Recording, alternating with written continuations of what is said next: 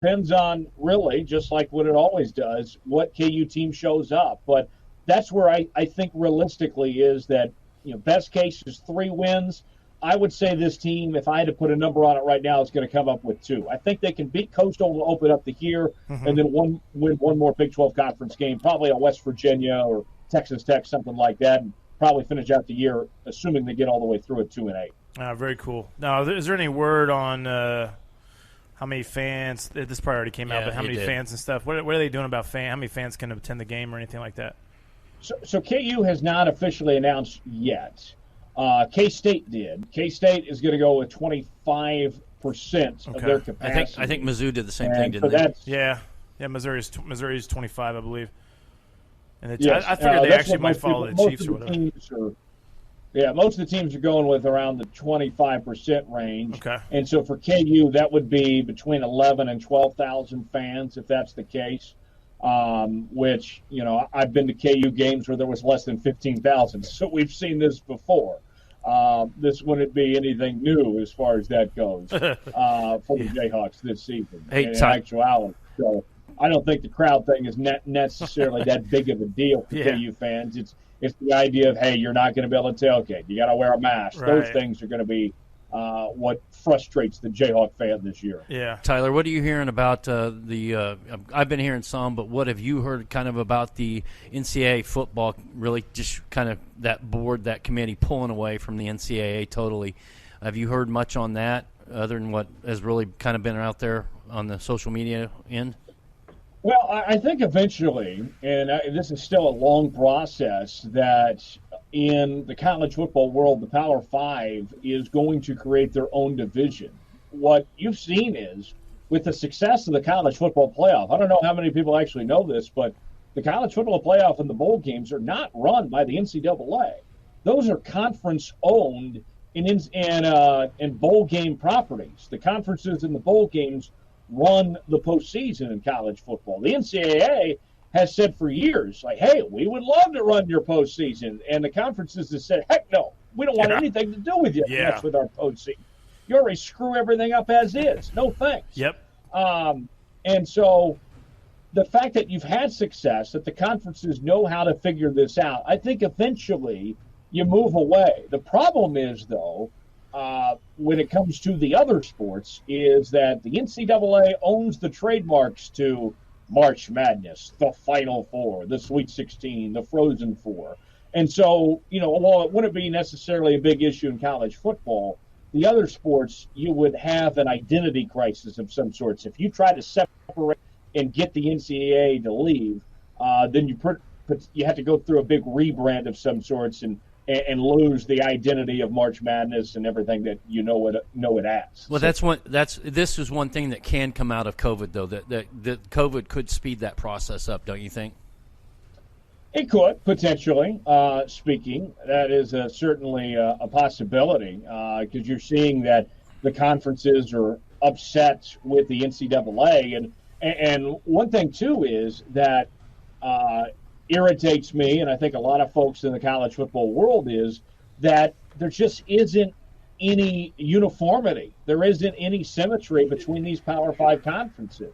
You have the Big Ten 1 week out of the blue saying, hey, we're going to go ahead and cancel the season without talking to the other guys first, or go to a conference schedule only before talking to anybody else. And it's infuriating. It's frustrating. We need a centralized body in college football, a commissioner of some sorts to oversee these Power 5 conferences, to make decisions as a unit. And also, if you have the Power 5 work as one unit, you're going to eliminate the conference realignment stuff. That's not going to happen, not going to be all that infighting. And you could collectively bargain a TV contract of some sorts. You could say that, hey, between the Power 5, we're going to sell all our schools to the networks and maximize on the most money we can. I think it's a win-win. That's the future. It's the Power 5 coming together. But I think that after this year, with all that's gone down, even when we get back to normal, there's going to be some hurt feelings among those conferences. They're not going to be pretty happy with each other for a while with how all this has gone down. Yeah, real quick, I know you have another show to do, But have you heard anything? I heard the rumor that the Big Ten was going to announce tomorrow that they've changed their mind and possibly play. Have you heard that, anything in the journalism world? I have not heard that. If that's going to be the case, I still think that'd be a long way away from happening. That's a reach of sorts. Yeah. Kevin Warren, the commissioner of the Big Ten, this guy's a buffoon. I'm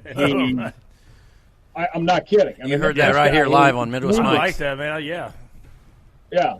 Well, this guy one day wants to be commissioner of the NFL is his ultimate dream. And I wouldn't trust him to manage a waste management department. I mean, this guy is ridiculous.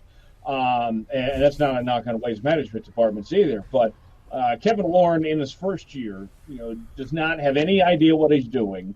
And now he's got all these coaches and these athletic directors upset. These parents have come together and pleaded with the conference. There's going to be long-term repercussions. Not only are they going to be hurt financially if they don't play football and these other three conferences do, but what about recruiting-wise? Yep. Think about this for years to come. Those other schools are going to be able to say, not only does it mean more, we care more about you and your future, and we want you to play football, and we're going to have your back and fight for you. That's something they could never overcome. That's going to take decades to get past this. There's a long-term effect. Not only are these schools going to be hurt and have to take years to make up that money and all the jobs that they'll lose and the sports they're going to cut and such, but recruiting-wise, why would you want to play in the Big Ten and the Pac-12 right now? The worst thing for the Big Ten and the Pac-12 at the moment is if the Big 12, ACC, and SEC can pull off a full season and have the college football playoff and that national championship game in Miami. If that occurs, lights out in the Big Ten and the Pac-12. They're going to have some serious issues for a long time. Yeah, I agree with that too. I mean, another thing is you got a coach like Nick Saban who's been pretty outspoken about COVID and how he wants his players to do. So he's been outspoken about we want to play. And then he was also outspoken about, I think a bunch of the kids went to a party or something. You see that? I don't know. There's a bunch of Bama guys went to a party or something, and Saban was outspoken about that, saying, "Hey guys, we want you to play. You got to avoid these parties, man. You can't go in there and just be hanging out with 200 people, blah blah blah." So the thing is, SEC. And Saban specifically, who already is like the best recruiter in the country, could go on record saying, hey, I was very proactive about making sure these kids stayed healthy. And I did the same thing I always do. I got 20 players to the NFL. That's exaggeration. But seriously, these guys are going to be able to show a track record of a draft. And it's going to be hard for them to get those 5-star recruits because those guys are eyeballing NFL. They're not going to want to go to the Big Ten or the Pac-12 if they think that, just like what you said, if they think that their future is not in the school's high priority. I think that was a really good observation. What's to say that we're not going to have another global pandemic in another 10 years? Right. God forbid. Something different, yeah. But something different. I mean, come on. What then is going to happen to these programs, and who are people going to trust and turn to? It's going to be those teams that actually care more, those schools that put themselves out there. And, I keep finding myself going back to this, is that, from the medical experts I've spoken with and such, the message I keep being told is that structure and accountability is a good thing. And some of these guys, they go back home and they have no motivation whatsoever to wear a mask, to social distance. And what do you know? They end up getting the virus and they spread it to their loved ones and their grandparents, and they die. You get them in an environment where they have a reason to be motivated. They're getting an education, and they have that structure in that environment. They're going to be safer off, and they're going to protect others in the process as well. So we need to play football. We need it not only for morale in this country and such, but for our culture. And ultimately, it is safer for these guys to be playing football this year. And hopefully that we get to see it happen and these schools find a way to make it work one way or the other. But I got to tell you, it is disappointing when you see Shawnee Mission to the Big Ten, whatever it may be, make the decisions that they are. and just hope that somehow that we can eventually get past all this and get back to normal and everybody be playing football again in some way, shape, or form. Hey, Tyler Lawrence needs you. You stay away from the Wheel and Mass Street and all the fraternity row, sorority row. You stay quarantined, man. You stay safe. They need you there. That's what I hear. And you know what? I've been doing my part. I've been wearing a mask. I've been doing the What's your social mask look like? distancing and everything too. You know what? I like personally the disposable mask. Okay. I wear glasses, and so the cloth mask makes it harder to see. It clogs up my glasses, fogs up my glasses. Oh yeah. So that's why I like to wear the disposable one. That seems to be the best route for me. But hope everybody's doing well. Thanks for having me on, guys, and I'll be glad to do it again. Yeah, it only took me a year to get on this show. What's the deal? I know. Last time we were together, Super Bowl. Yeah, let our audience know kind of where they can find you on social media or where they can listen to you on the radio over there in Lawrence. Yes. Well, I wanted to say too, Austin, a nice shirt, by the way. That's did the right. same thing Oh, nice. I did not even know you were wearing that either. So. It's Twinkie Tuesday. Real quick. The reason why I've been wearing a lot of Chiefs stuff lately is because somehow they figured out a way to sign Kelsey to an extension, and I'm like, I don't know where this money's coming from or how they're doing it, but I'm like super pro Chiefs right now, which I always am, but even more right now. I have no idea how they pulled that off either. Brett Veach is a magician, but that's a whole other discussion in itself. Oh yeah. I'm on Twitter. That's the easiest way to find me. At Tyler Jones Live. That's my Facebook and Instagram page as well. I got constant updates from the sports world to my radio show to my life, everything in between. And appreciate you guys following me there. Yes. And also got my radio show at Lawrence. I'm on weekdays from 6 to 8 a.m. on 101.7 FM and 1320 a.m. Also do a Saturday show as well from 7 to 10 a.m. And we love to talk, our sports, our local teams, Chiefs, Royals, KU, Sporting, all that. We're covering it every single day here in Lawrence and doing it in the best way we know possible. And so definitely appreciate you guys if you listen or follow me, and always have a good time and enjoying what we do each and every day. It's a privilege to do what we do, guys, and I certainly don't take this for granted, especially amid this pandemic, to be able to do what we do. Pick a score for me. Broken Arrow. Are they playing Fayetteville? Is that it? What Arkansas team? I can't remember now. I'm old. Bentonville West. Bentonville West. What's the score on that game? Broken Arrow, Oklahoma. Bentonville West. It's going to be on ESPN, by the way. My high school back in Oklahoma. That's why I'm asking. Second time in 4 years. Well, I'm letting the people know. You got to provide context, Jimmy. You got to let people know what we're talking about here. My high school, for the second time in 4 years, is opening up their season on ESPN. Broken Arrow in Oklahoma, outside of Tulsa. Sweet. Won the Powerhouse. state championship Powerhouse. about 2 years ago. And they're going to be playing on the 29th, I believe, a week from Saturday. Yes.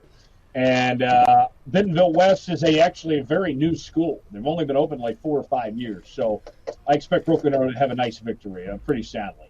What is that on regular ESPN or ESPN Plus, the app? That is on the big ESPN, the mothership. Nice. There you go. You need to do that game. I love that, man. I got family living in Broken Arrow right now. So my dad grew up in Locust Grove, Oklahoma. Oh, really? That's a famous Hey, spot for something something we don't want to talk I about. had family in Bentonville too, working for Walmart. So, boom. There you go. Everybody's got ties. And Locust Grove is the home of Mason Fine, who had that outstanding career out of North Texas just recently. Yeah, he's got to try out this week with the Bears. Nice. Yeah. So, well, Tyler, I'm a it's big always Mason Fine fan. It's always great to talk to you. We appreciate you taking some time and talking to us. And we're going to make sure that it's not another year before you make another appearance here on the Midwest Mike I think Show. we'll sell his segment, and he'll come on weekly. Whoa. Yeah, there you go. All right. We'll get I'll be down. 23rd Street Brewery to sponsor that. Okay, sure. Yeah. Okay. Just give me a cut of that, and we'll be good. Well, Yeah. no, I think it's in drinks, not money. yeah. I think it's drinks, not money.